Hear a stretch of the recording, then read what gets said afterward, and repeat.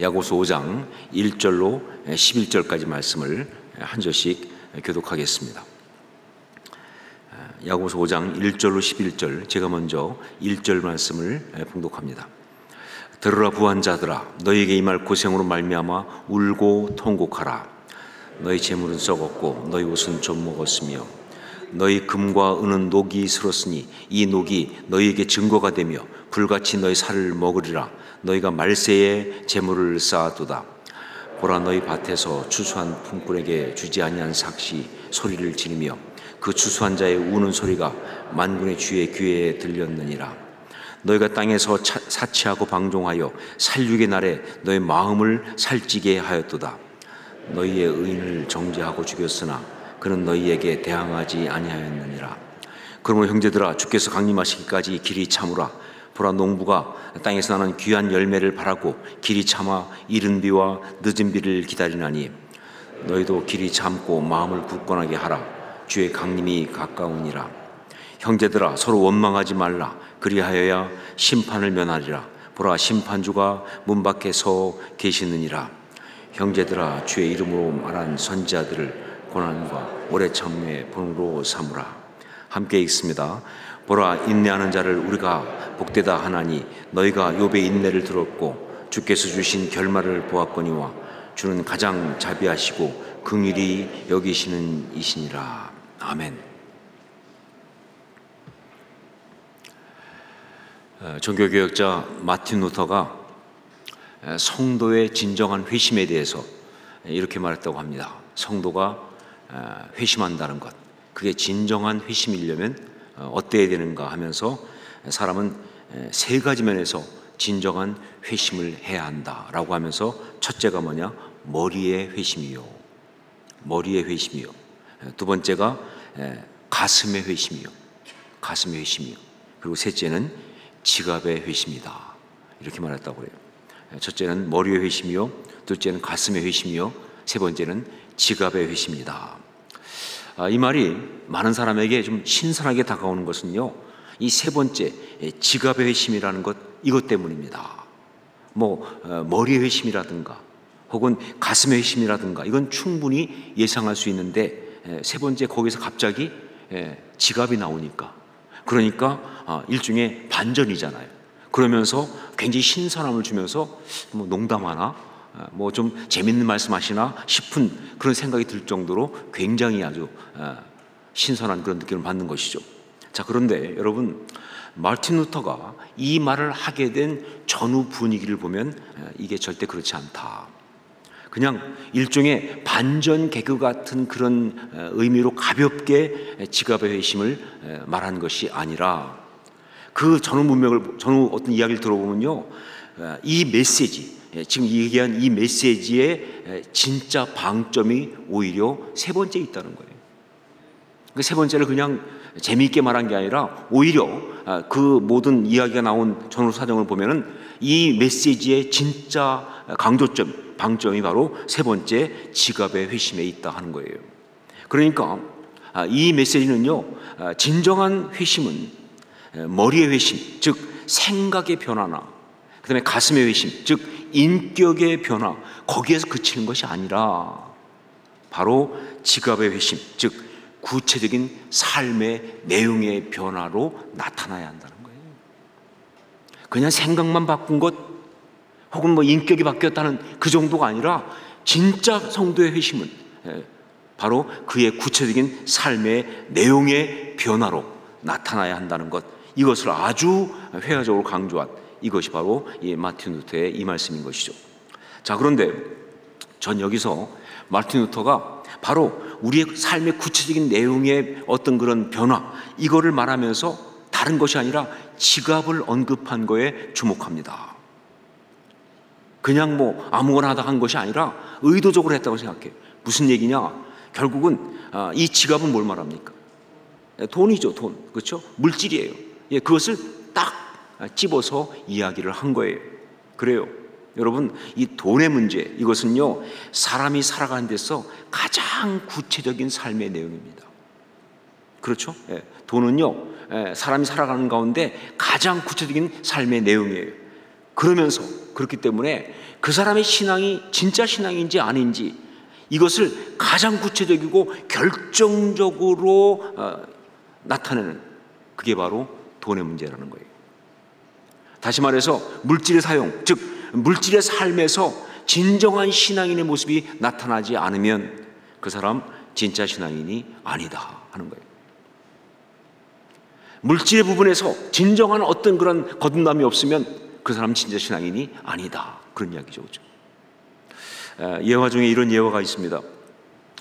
침례교에서 침례를 주는데, 침례교에서는 이제 침례탕을 만들어 놓고 주지 않습니까?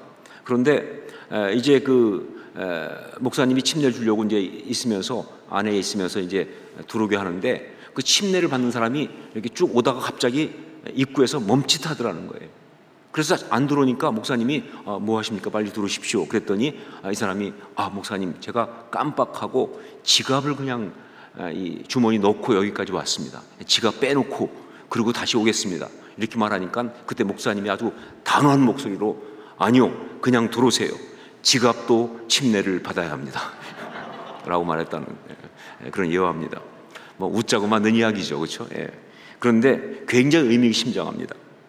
세례가 그리스도와 연합하여 함께 죽고 다시 사는 그런 것이라면 당연히 그의 물질 생활, 그것도 함께 변해야 한다는 거예요. 아니, 그 정도가 아니라 정말 그 참신앙이, 그의 그 참신앙이 다른 어떤 것보다 바로 물질의 삶에서 나타나야 한다는 거예요. 그게 진짜 신앙의 모습이다. 이유는 왜 그러냐? 여러분, 이 돈, 즉 물질 생활, 이것은요 사실은 우리의 영적인 삶의 가장 첨예한 현장이에요. 어떤 것보다 이 물질, 이 돈, 이 현장이, 이 삶이 우리의 영적인 삶의 가장 첨예한 현장이에요. 이렇게 말할 수 있는 것은요, 이 물질이라는 것이 가지고 있는 이 두 가지 특징 때문에 그렇습니다. 하나가 뭐냐? 인간 누구도 피할 수 없는 게 돈이에요. 인간 누구도 예외가 될 수 없는 게 바로 물질 문제입니다. 이 세상을 살아가는 한은요, 돈은 누구에게나 필요하고요. 그래서 누구한테나 사실은 중요한 거예요. 어떤 사람들은 뭐 나는 돈에 관심이 없어, 뭐 나는 돈이 중요하지 않아. 그건 정말 거짓말이에요. 그럴 수가 없어요. 돈은 뭐 방법이라든가 정도의 차이는 좀 있을 수 있겠지 모르겠지만, 그러나 모든 사람에게 중요한 겁니다. 돈으로부터 자유로울 수 있는 사람은 아무도 없다는 거예요. 자, 그리고 또 한 가지 뭐냐? 그런데 그 돈은, 물질은 말 그대로 물질이죠. 그리고 세상적인 겁니다. 세속적인 거예요. 그러나 이게 인간의 기본적인 욕망과 연결되어 있어요. 인간의 기본적인 욕망과 연결되어 있다 보니까, 그래서 사실은 굉장히 영적인 겁니다. 굉장히 세상적이고 그냥 물질적인 것이라고 말할지 모르겠지만 사실은 굉장히 영적인 것이다. 여러분, 하나님의 축복의 내용도 물질이잖아요. 많은 경우. 많은 경우 하나님 축복의 내용도 물질에 있어요. 그런데 더 중요한 게 뭐냐? 마귀의 유혹의 통로가 바로 거기 있다는 거예요. 하나님의 축복의 내용이기 때문에 영적인 것도 있지만, 그러나 마귀의 유혹의 통로가 되는 주된 것 중에 하나이기 때문에, 그래서 이것은 굉장히 영적이다. 자, 그렇기 때문에 신앙의 사람이 정말 참된 신앙 가운데 서려고 하면 반드시 해결하고 풀고 가야 될 문제가 있는데, 그게 바로 돈 문제예요. 이 물질의 현장, 이 물질의 이 부분에서 정말 신앙적인 것이 제대로 나타나지 않으면 그건 절대로 참신앙이라고 할 수가 없다는 것이죠. 바로 그래서 야고보 장로님은 야고보서의 5장 이 마지막 챕터를 하면서 말씀드렸죠. 야고보서의 주제가 뭐예요? 참신앙을 추구하며, 이 참신앙을 추구하는 이 이야기를 하면서 바로 이 물질 문제를 이야기하고 있는 거예요. 어떻게 보면 너무나 좀 지엽적인 거, 좀 너무 구체적인 거 아닙니까? 할지 모르지만 아니요, 물질 문제는 그냥 우리한테 있는 그냥 아주 구체적인 한 예가 아니라 삶의 굉장히 중요한 부분이에요. 특별히 참신앙으로 우리가 살아가기 위해서는요 정말 중요한 그런 부분이기 때문에 이렇게 말씀을 하고 있는 것이죠. 자, 그렇게 이 물질의 문제를 얘기하면서 먼저 언급한 것이 뭐냐? 부자에 대해서 언급을 했습니다. 부자에 대한 것. 우리 1절 말씀을 함께 읽겠습니다. 1절 같이 읽습니다. 들으라 부한 자들아, 너희에게 임할 고생으로 말미암아 울고 통곡하라. 여기 부한 자들아 라고 했죠. 이게 부자잖아요. 그런데 부자는 어떤 사람이 부자냐? 이렇게 말할 수 있습니다. 물질의 추구에서 성공한 사람들, 그 부자예요. 그러니까 물질을 추구하는 그 삶에서 나름 성공한 사람들이 부자예요. 그러니까 사실은 부자는요, 모든 사람들이 사실 원하는 거예요. 그러니까 오죽하면 부자가 천국에 들어가는 것이 낙타가 바늘게 들어가는 것보다 어렵다고 말하는 얘기 듣고서 쟤네들이 헷갈려가지고 그럼 누가 갈 수 있습니까? 할 정도였습니까? 모든 사람이 볼 때 부자, 그건 정말 그야말로 워너비예요. 되고 싶은 거야. 제가 안 물어보겠어요. 혹시 부자 되고 싶지 않은 사람 손 들어보세요. 내가 안 물어보겠어요. 보나마나 다 해당되니까. 그건 정도의 차이일 뿐이지 그런 거예요. 자, 그런데 바로 그래서 이 부자라는 것이 영적으로는요 가장 위험합니다. 가장 어려운 자리예요. 시험이 많은 거예요. 굉장히 위험한 그런 거예요. 왜냐하면 말씀드린 것처럼 이 물질이라는 것이 하나님의 축복이면서 동시에 마귀의 공격의 통로가 될 수 있기 때문에. 디모데전서 6장 9절로 10절 말씀. 부하려 하는 자들은 시험과 올무와 여러 가지 어리석고 해로운 욕심에 떨어지나니. 부하려고 하는 자들은 시험과 올무와 여러 가지 어리석고 해로운 욕심에 떨어지나니 곧 사람으로 파멸과 멸망에 빠지게 하는 것이라. 돈을 사랑함이 일만하게 뿌리가 되나니 이것을 탐내는 자들은 미혹을 받아 믿음에서 떠나 많은 근심으로써 자기를 찔렀도다. 이게 바로 돈이에요. 이게 바로 부자의 어떤 그런 영적인 처한 상황이에요. 이런 위험성이 있는 건데, 자, 그러면 어떻게 하면 좋습니까? 아니, 이렇게 부자가 되는 것이 이런 거라고 한다면 어떻게 하면 좋습니까? 참 신앙의 사람은 그러면 이 문제 앞에서 어떻게 해야 합니까? 그야말로 물질을 다 포기하고 그리고 정말 그냥 가난하게 살아야 합니까? 어떤 수도사들이 하는 것처럼 다 포기하고 그냥 겨우 그냥 씨앗 몇 개 먹어가면서 옷도 거의 입지 않고 그냥 대충 통 속에 들어가가지고 이러고 살아야 합니까? 돈에 대한 관심과 어떤 생각을 다 버리고 그야말로 초월을 해야 합니까? 절대로 안 된다. 할 수도 없고 해서도 안 된다 하는 것이죠. 말씀드렸지 않습니까? 돈은요, 누구도 벗어날 수가 없는 거예요. 그리고 물질을 향한 우리의 이 본능적 욕망에서 누구도 자유로울 수가 없는 거예요. 여러분, 성경은요, 때로 금욕적인 것을 말씀하십니다. 그리고 때로 반욕망적인 얘기를 해요. 욕심 버려라, 욕망을 버려라, 이런 어떤 그런 걸 주기도 하세요. 하지만 여러분, 그건 사실은 특별한 경우에 주신 말씀이지, 성경이 말하는 기본적인 것은 뭐냐? 욕망은 나쁜 것이 아니에요. 그리고 욕망을 누가 만드셨습니까? 욕망을 만드신 분은 누구세요? 제가 존댓말 쓰는 거 보면 알지 않겠습니까? 하나님 만드셨어요. 마귀가 만든 거 아니에요. 성경은 분명히 말합니다. 욕망은 나쁜 것이 아니고, 그리고 욕망을 만드신 분은 하나님이시다. 그렇기 때문에 여러분, 욕망이 무조건 부정되는 것 아니에요.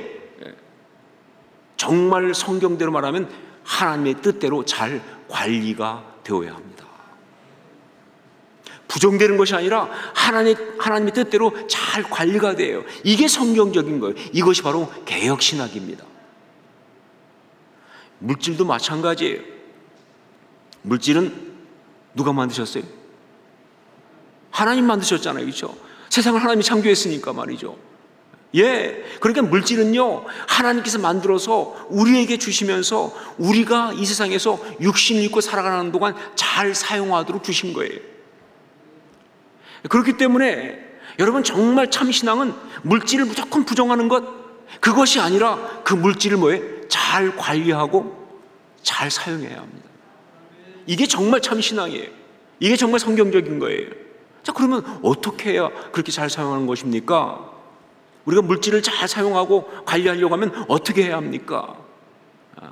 그것은 바로 무엇보다 물질의 실체를 정확히 파악해야 돼요. 물질의 실체를 정확히 파악하고 그리고 관리해야 돼요. 물질의 실체. 물질은 어떤 것이다. 물질은 이런 것이다. 정확히 좀 알아야 돼요. 안 그러면 넘어갈 수 있으니까. 그걸 잘 파악하고 그리고 관리를 해야 한다. 특별히 이 물질이 가지고 있는 영적인 위험성 자체가 나쁜 건 아니지만, 그러나 거기에 담겨있는 영적인 위험성, 즉 마귀가 물질을 통해서 우리를 공격하는 바로 그것을 정확히 파악해야 돼요. 제가 많이 말씀드렸지만 영적 전쟁에서 정말 중요한 건 파악하고거든요. 간파하는 게 중요하거든요. 그렇기 때문에 물질도 말이죠, 영적 전쟁의 개념으로 딱 본다면 그것 속에서 마귀가 우리를 공격하고 있는 그 어떤 간교함을 우리가 잘 파악을 해야 돼요. 그리고 그거에 대해서 영적으로 제대로 대처를 해야 합니다. 오늘 말씀에서 야고보 장로님은 특별히 그 부분에서 두 가지를 말하고 있는데 이게 정말 중요합니다. 사실 물질에 관해서는요, 오늘날의 시대가 그때보다 훨씬 더 예민하죠. 오늘 우리가 지금 살고 있는 시대는 말 그대로 뭐예요? 자본주의 아닙니까? 물질이 가장 중요한 시대예요, 사실은요. 그렇기 때문에 물질의 문제에서는 그때 야고보 장로님이 말씀하실 때 그때보다도 지금이 훨씬 더 예민한데, 그런데 바로 이 자본주의 사회인 오늘날에도 너무나 중요한 아주 원리와 같은 두 가지를 영적으로 말씀해 주셨어요. 어떻게 물질에 대해서 실체를 파악하고 대처하는 것에 대해서. 무엇이냐? 첫 번째, 바로 물질의 한계성입니다. 물질의 한계성. 물질의 한계성. 우리 2절 3절 말씀을 함께 읽겠습니다. 2절 3절 같이 읽습니다. 너희 재물은 썩었고 너희 옷은 좀 먹었으며 너희 금과 은은 녹이 슬었으니 이 녹이 너희에게 증거가 되며 불같이 너희 살을 먹으리라. 너희가 말세에 재물을 쌓았도다. 물질에 대해서, 이 돈에 대해서 신앙의 사람이 알아야 될 정말 중요한 건 바로 뭐냐? 그 물질의 한계성입니다. 물질은 필요한 거예요. 그리고 어떤 순간 어떤 부분에서는요, 정말 우리를 행복하게 하는 중요한 것입니다. 저는 그걸 절대 부정하지 않아요. 물질은요, 어떤 순간 어떤 부분에서는요, 정말 우리를 행복하게 하는 중요한 거예요. 그게 없으면요, 세상 없어도 행복할 수 없는 그런 부분이 있어요. 하지만 그게 제한적이에요. 신앙의 사람은 바로 이 물질의 한계성을 아는 사람이 바로 신앙의 사람이에요. 그래요. 무엇보다 이 신앙의 사람들은요, 이 돈이 절대로 우리 삶의 보장이 되지 않음을 알아야 합니다. 많은 사람들은 사실은 그렇게 생각하고 살아요. 돈이 보장이에요. 그런데 아니요, 이 돈이 절대 우리 삶의 보장이 되지 않는다. 혹시 생각에 그걸 모르는 사람이 있겠어요 할지 모르겠지만, 아니요, 진짜 몰라요. 사람들은 자기도 모르게 돈을 굉장히 신뢰한다는 것이죠. 그런데 여러분, 우리는 그걸 알아야 돼요. 이 돈은 절대로 우리를 끝까지 행복하게 보장해주는 그런 게 아니에요. 무엇보다 이건요, 우리의 영혼을 책임지지 않습니다. 몸은 모르겠어요. 하지만 영혼을 책임지는 건 일은 절대로 안 돼요. 정말 우리 삶에서 이 물질이 우리를 행복하게 할 수 있는 부분은 굉장히 제한적이다. 굉장히 한시적이다. 이것을 아는 게 정말 중요해요. 근데 이것도 모르고 그냥 그 돈이 보장이라고 생각하고, 돈이 진짜 좋은 거라고 생각하고, 이게 궁극적인 가치라고 생각하고, 이게 정말 소중한 거라고 생각하고, 그래서 이 소중한 인생을 그 돈 버는데 다 쏟아부어버리고, 거기에 다 쏟다 보니까 정작 소중한 것, 중요한 것을 하지 못하고 삶을 날려버린다면, 그게 바로 오늘 말씀에 나오는 그 내용 그대로 너희 금과 은은 녹이 슬었으니 이 녹이 너희에게 증거가 되며 불같이 너희 살을 먹으리라. 너희가 말세에 재물을 쌓았도다. 이 말씀이 되는 거예요. 돈 벌었냐고 시간 다 사용하고, 돈이 중요해서 그것 때문에 소중한 관계 다 망가뜨리고, 정말 사랑하는 사람들과 해야 될 모든 걸 하나도 하지 못하고, 그러고 나면요, 말세에 딱 보는 순간, 아, 잘못 살았다. 아, 내가 정말 진짜 중요한 것들 다 놓쳤구나. 이 녹이 너에게 증거가 되며 불같이 너희 살을 먹으리라 그랬어요. 여러분, 다시 말합니다. 마귀는 돈이 가장 중요하고 돈이 모든 것을 다 해줄 수 있는 것처럼 그렇게 말하지만, 그 돈이 정말 우리를 영원히 행복하게 할 수 있는 것처럼 그렇게 속이지만, 그러나 세상 사람들은 다 사실 거기에 다 넘어가고 있지만, 그러나 신앙인은 그 돈의 한계성을 정확히 보고 그 돈을 주님의 십자가 앞에 가져다가 내려놓습니다. 그 돈을 주님의 십자가 앞에 가져다가 내려놓는 사람이에요. 그러면서 정말 돈으로 살 수 없는, 돈이 주지 못하는 그 소중한 것을 대신 부여잡습니다. 그게 신앙이에요. 예, 그 돈에 대한 그 모든 마음을 십자가 앞에 내려놓고, 그리고 그 돈이 줄 수 없는, 그 돈으로 살 수 없는 정말 소중한 것을 부여잡는, 이것이 바로 참된 신앙인 줄로 믿습니다. 여러분, 정말 우리가 물질에 대해 파악해야 될 첫 번째는 바로 물질의 한계성입니다. 자, 두 번째 또 한 가지 뭐냐? 물질의 독성이에요. 물질의 독성. 안타깝게도 물질에는 독성이 있어요. 구체적으로 말하면 권세 혹은 교만, 이런 겁니다. 권세 그리고 교만. 여러분 주변 한번 보십시오. 사람이 물질이 많아지면, 즉 돈을 많이 벌면 아름다워집니까? 아름다워지지 못합니까? 아니 우리 누구 말하는 거 아니고 그냥 일반적으로 말하자고요. 누구 욕하자는 거 아니에요. 일반적으로 볼 때 사람이 돈을 많이 벌면 더 아름다워지든가요? 아니면 아름다워지지 못하든가요? 원래는 아름다워져야 됩니다. 예, 원래는 아름다워야 돼요. 생육하고 번성하고 땅에 충만하고 아름다워져야 돼요. 그런데 죄가 이 땅에 들어와서 죄 가운데 있다 보니까 정말 그 반대로 진짜 많은 사람들이 물질이 많아지면요, 아름다워지는 것이 아니라 추해집니다. 그리고 굉장히 못돼 먹어지는 경우가 많다. 이게 우리가 솔직히 부인할 수 없는 그 현실이에요.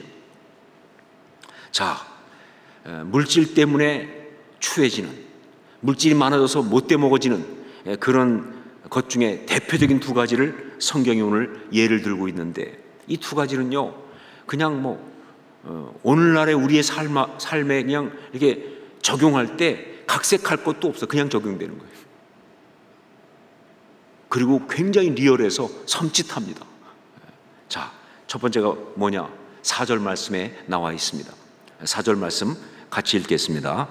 보라, 너희 밭에서 추수한 품꾼에게 주지 아니한 삭시 소리를 지르며 그 추수한 자의 우는 소리가 만군의 주의 귀에 들렸느니라. 뭘 말합니까? 물질이 많아졌을 때, 그때 나타나는 아주 추한 모습, 못돼 먹은 모습, 첫 번째 뭘 말합니까? 예, 요즘 많이 사용하는 전문 용어로 갑질입니다. 갑질이란 거예요. 예, 부자들이, 물질을 많이 소유한 자들이 그 물질을 가지고 갑질하는 것을 아주 신랄하게 고발하고 있는 거예요. 돈 가지고 권세를 부리는 것들이 보이고 있는 그 안이 꺾고 추한 모습, 그걸 그대로 보여주고 있습니다. 예. 정말 사람 가짐을 돈으로 사서 부려먹었으면, 그러면 제대로 대우해줘야 되는데, 그런데 뭐예요? 품삯도 안 주고. 그래서 그들이 정말 울게 만드는 어떤 그 갑질. 그런데 오늘 말씀 보니까 추수한 자의 우는 소리가 만군의 주의 귀에 들렸느니라 라는 말씀이 나오잖아요. 무슨 얘기예요? 우리 하나님 그 꼴 못 보신다, 그런 뜻이. 우리 하나님 그 꼴 그냥 보고 계시지 않는다 하는 겁니다. 여러분, 뭐 꼭 부자의 경우만이 아니라 정말 어떤 자리에서 어떤 권세를 가졌을 때 참 많은 사람들이 갑질을 해요. 그런데 여러분, 이 갑질이요, 공동체 전체를 무너뜨리는 정말 악한 것 중에 하나입니다. 여러분, 다른 사람은 몰라도요, 그리스도인들은 절대로 갑질을 하면 안 됩니다. 그리스도인들은. 참, 그런데 안타깝게도 그리스도인들도 갑질하는 걸 볼 때 너무너무 안타까운 거예요. 그래서 왜 그리스도인들은 갑질을 하면 안 되느냐? 갑질이 뭐예요? 결국은 자기의 그 알량한 권세를 휘두르는 거 아닙니까? 너 나한테 돈 받으려면 내 시킨 대로 해 하면서 알량한 권세를, 너 우리 쪽에 계약 따려면 너 내가 시킨 대로 해야 돼 라고 횡포 부리는, 그거 아니에요. 알량한 권세를 갖다가 뭐예요? 휘두르는 거 아니에요. 그런데 그 알량한 것을 휘두를 때 어떤 마음이냐? 그 순간 그 사람 앞에는 하나님은 없는 거예요. 하나님이 살아계시고 하나님이 판단하시고 하나님의 법이 있고, 그리고 하나님의 그 마음이 어떤지를 알면 못하죠, 그렇게. 그런데 지가 다 할 수 있다고 생각하는 거예요. 자기가 이 권세를 마음껏 휘둘러도 된다고 생각하는 그것 때문에 갑질하는 거예요. 그러니까 그리스도인들은 갑질할 수 없죠. 세상 사람은 몰라도 절대 그리스도인은 그렇게 해서는 안 되는 것이죠. 그런데 말씀드린 것처럼 안타깝게도 그리스도인들 가운데서 갑질을 하니까 전도의 문이 다 막히는 거예요. 공동체가 다 무너지는 거예요. 심지어 교회 안에서도 갑질을 하니까. 여긴 내가 늘 앉던 자리야. 너 저리 가. 뭐 이런 식으로 말이에요. 갑질을 하니까. 여러분, 갑질은요, 악한 본성입니다. 그래가지고 정말 예수 믿고 변화됐고 그랬음에도 불구하고 저 자신 봐도 그렇지만 어느 순간 딱 자기가 뭐라도 조금 어깨에 힘만 딱 들어가면 갑질을 자꾸 하려고 그래.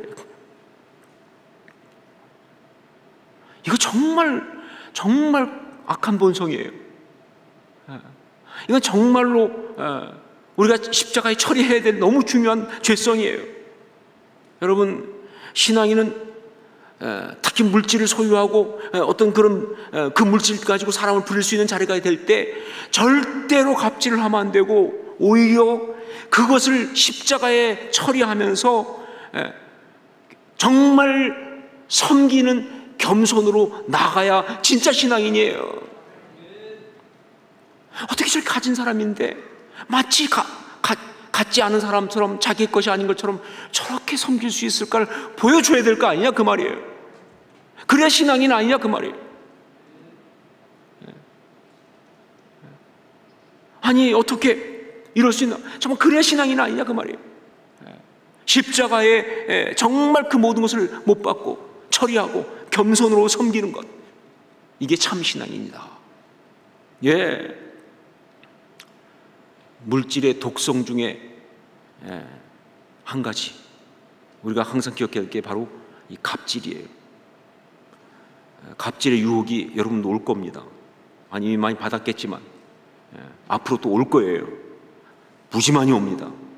그때마다 십자가에 처리하는 여러분 모두가 될 수 있기를, 제가 될 수 있기를 주의 이름으로 축원합니다. 그래야 진짜 신앙입니다.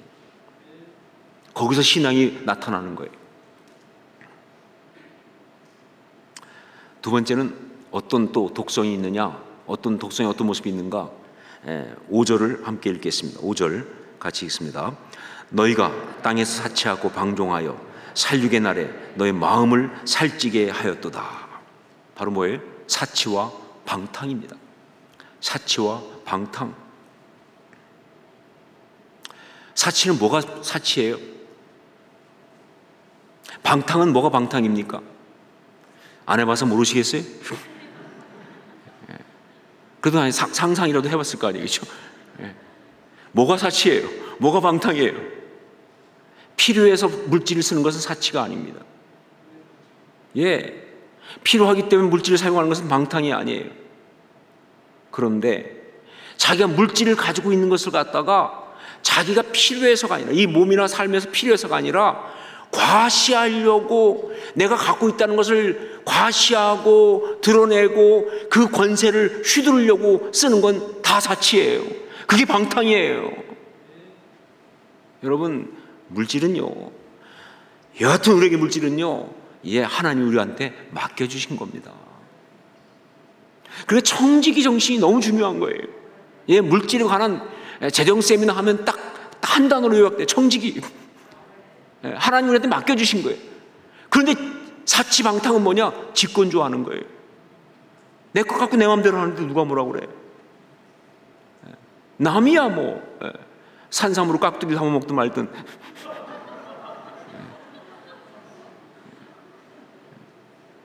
이게 문제죠. 자기 거라고 생각하는 거예요. 자기 거라고 생각하는 거예요. 그러면 사람이 교만해져요. 그러면 사람이 오만해집니다. 그러면서 그 문제가 생기는 거예요.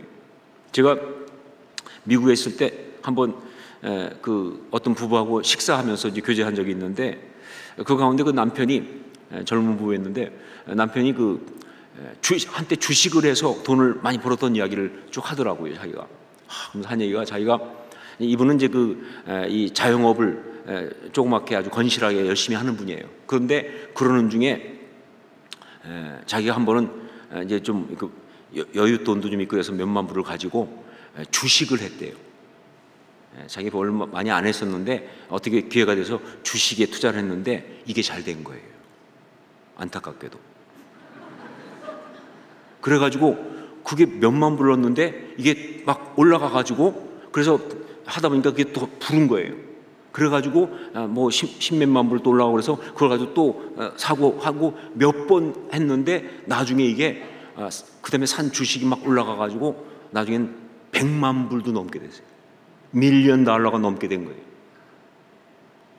그럼 산이가 그때 그 주식을 팔았어야 하는데, 모든 사람의 마지막 멘트는 다 이거죠, 그죠? 그때 팔았어야 되는데, 근데 더 오를 것 같더라는 거예요. 자기 볼 때는 뭐 올랐으니까. 그러니까 막 욕심이 생긴 거예요. 그러니까 이거 그냥 요거 가지고 있으면 이거 몇백만 불 된다. 그래가지고 그냥 이걸 몽땅 다 그냥 아주 굉장히 전망이 좋은 것 같은 데다가 다 그냥 했는데, 이게 갑자기 그냥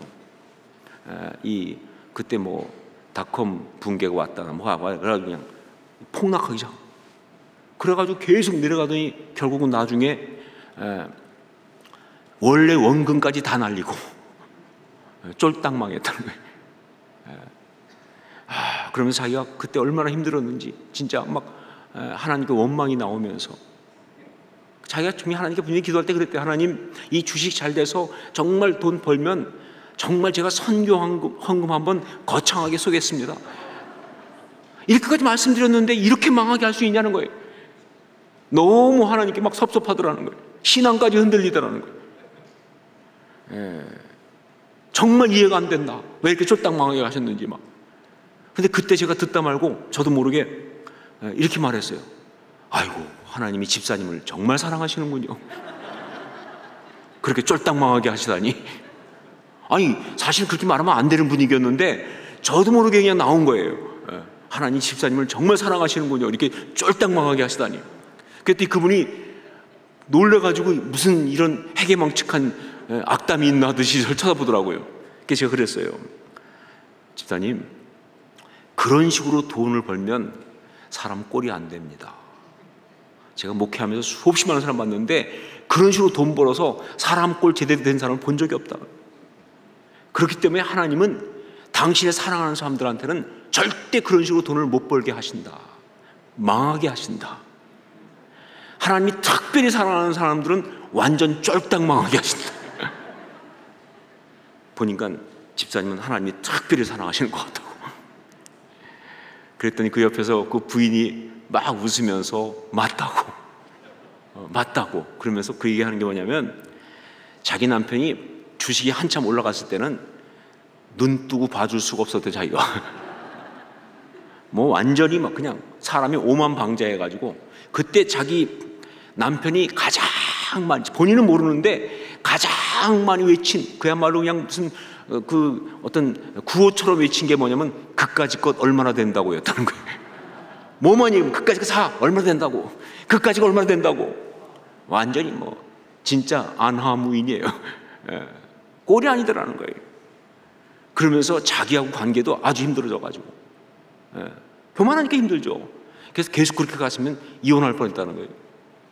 그런데 망하고 났더니 처음엔 좀 헷갈리더니 결국은 나중엔 옛날 자기 남편으로 돌아왔다. 여러분, 물질에는 독이 있습니다. 이걸 우리가 알아야 돼요. 물질에는 독이 있어요. 그걸 소유하는 사람을 중독시키는 아주 맹독이 있어요. 그게 권세예요. 그게 교만이에요. 그러니까 갑질을 하는 거예요. 그러니까 사치와 방탕을 하는 것입니다. 그렇기 때문에 참된 신앙은 뭐냐? 바로 그 물질의 독을 정확히 봐야 되는 거예요.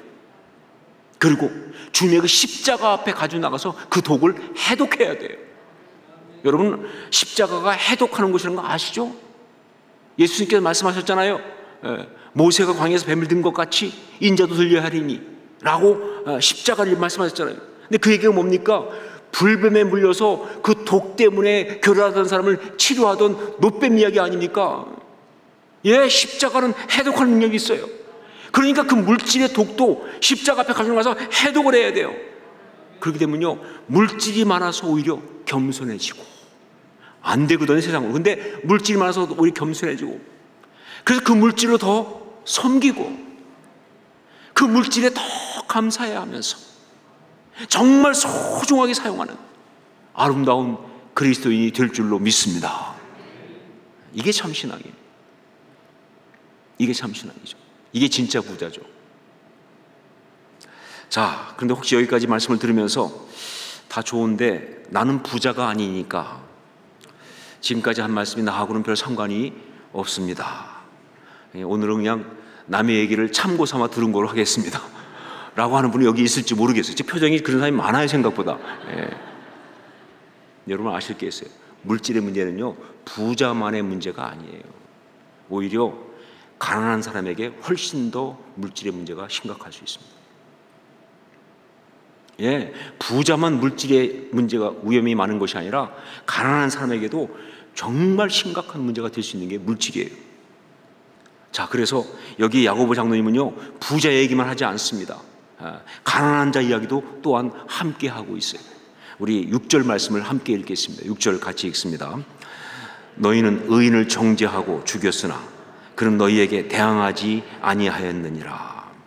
예, 너희는 누굴 말하는 거예요? 부자, 오만방자한 그 물질의 독에 중독된 그 어떤 부자를 말하는 거예요. 너희는 그 오만방자를 말하는 거예요.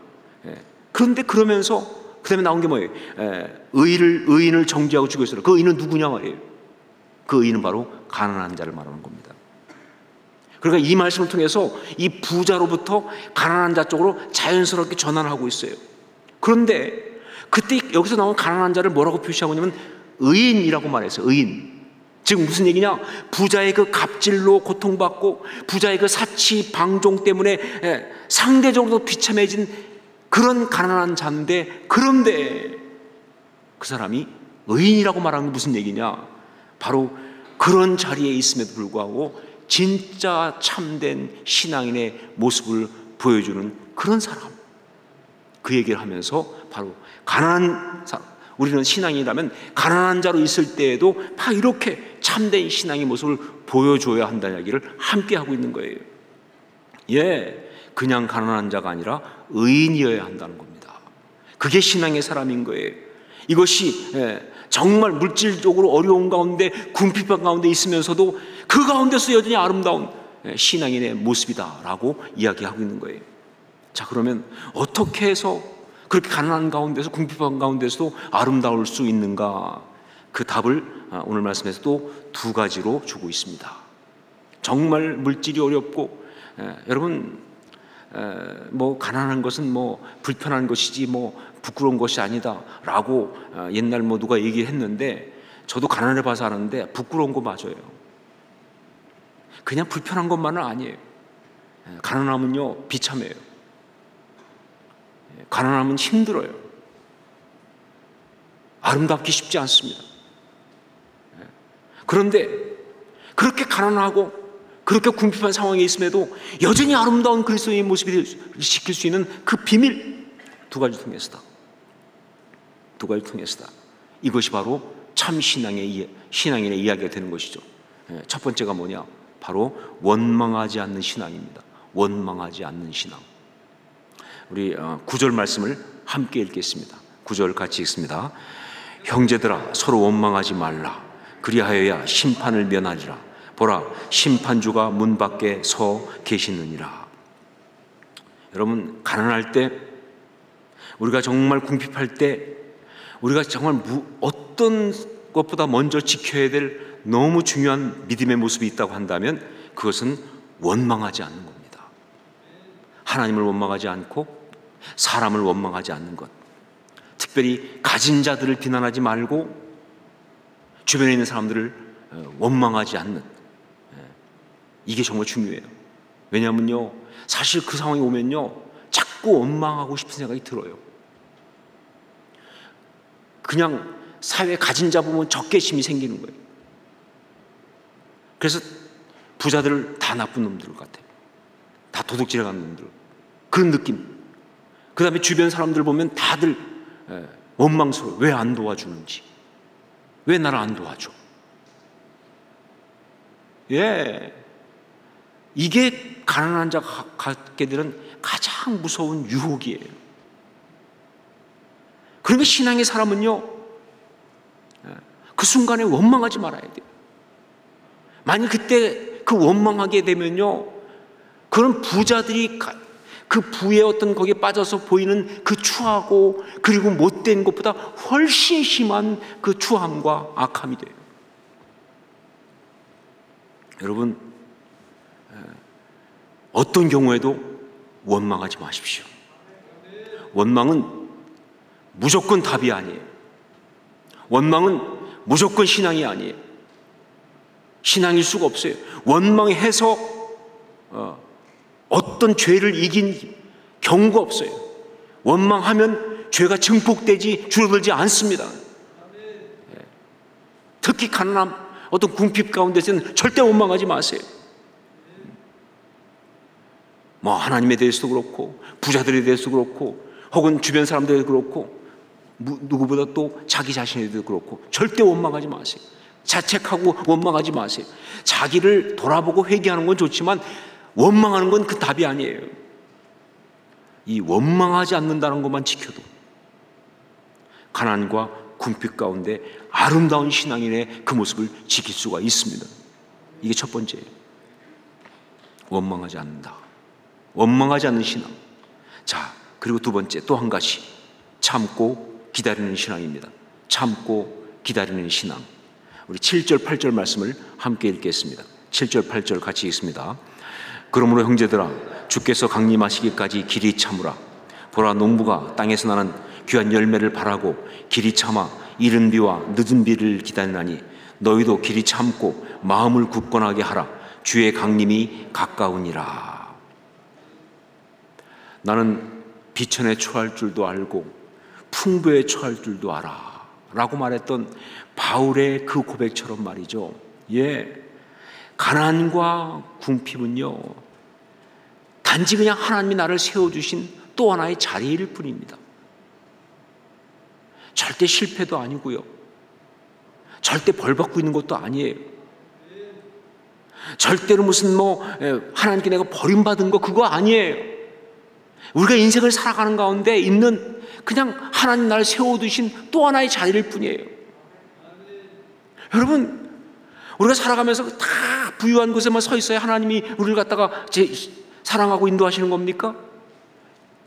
그렇게 지금 인생을 그렇게 단순하게 보세요? 아니잖아요. 늘 건강할 때만, 그때만 사람들이 막 칭찬받을 때만, 그때만 하나님이 나와 함께 하시는 거예요? 아니잖아요. 삶 살아가다 보면요, 그렇게 높은 곳에 설 수 있지만 골짜기 같은 곳에 갈 수 있잖아요. 가난한 곳, 실패해서 정말 궁핍한 곳, 정말 비참하고 아프고 그런 자리 있을 수 있잖아요. 그때 우리가 알 게 뭐냐? 그 그 자리도 하나님이 그냥 나를 세워두신 자리일 뿐이라는 사실, 그것도 하나님이 나를 그냥 세워둔, 내가 비천에 처할 줄도 알고 궁핍에 풍부에 처할 줄도 알고, 그냥 하나님이 세워두신 자리예요. 그렇게 생각하면서 그 상황 속에서 최선을 다하고 다 일하면서, 그러면서 참고 기다려야 합니다. 언제까지? 하나님이 역사하실 때까지, 하나님이 이 모든 것을 바꿔주실 때까지, 하나님이 이 모든 걸 풀어주실 때까지. 여러분, 하나님이 우리를 낮은 곳으로 가게 하실 때는요, 반드시 그걸 통과하고 나갈 수 있는 소위 출구를 가지고 계세요. 그냥 낮은 곳에서 계속 있어라, 그럼 거기는 지옥이죠. 그게 게헨나 아닙니까? 그건 지옥이죠. 아니요, 통과하는 거예요. 출구가 있어요. 그러니까 하나님이 통과시키고 하나님이 이기게 하실 때까지, 그걸 모든 것을 다 회복시키실 때까지 우리는 뭐예요? 참고 기다리는 것이다. 그래야, 그렇게 참고 기다려야, 그래야 우리를 가난과 궁핍에 두신 그 하나님의 뜻이 결국 아름답게 이루어지는 거예요. 그 하나님의 기가 막힌 플랜이 우리가 참지 못하고 기다리지 못해서 망가진 게 한두 건이 아니죠. 가난한 자, 궁핍한 자가 되었다고 할 때 꼭 기억해야 될 정말 중요한 신앙은 바로 뭐냐? 참고 기다리는 신앙입니다. 참고 기다리는 신앙이에요. 그 모습이 바로 가난한 가운데, 궁핍한 가운데도 너무나 아름다운 신앙인의 모습이 되는 것이다. 풍부에 처하든지 비천에 처하든지 삶의 어떤 자리에 있든지 아름다운 신앙인, 저는 그것이 바로 우리의 모두의 모습일 수 있기를 주의 이름으로 축원합니다.